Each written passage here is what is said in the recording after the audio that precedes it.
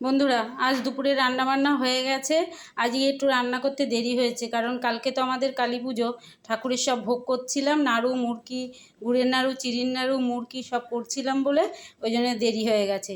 ঠাকুর ঘরে সব করে ঠোরে গুছিয়ে তবে এসছি রান্নাঘরে। চলো, রান্নাঘরে এসে কি কি রান্না করেছি সেটা তোমাদেরকে দেখাচ্ছি। তড়িঘড়ি করেই রান্না করেছি, চলো দেখাচ্ছি কি কি রান্না করেছি। এখানে প্রথমে একটু আলু ভাতে করে নিয়েছি। এর মধ্যে লঙ্কা পোড়া তেল দিইনি, এমনি সর্ষের তেল দিয়ে নুন দিয়ে আলু ভাতে করেছি।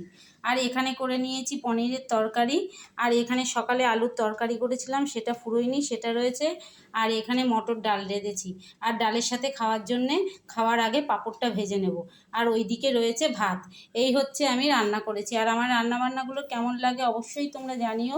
ভালো লেগে থাকলে লাইক, শেয়ার, ফলো করে দিও। আর ইউটিউব থেকে দেখে থাকলে অবশ্যই একটা সাবস্ক্রাইব করে দিও। এই কটা দিন একটু অল্পই রান্না করব, খুব বিশেষ রান্না করব না।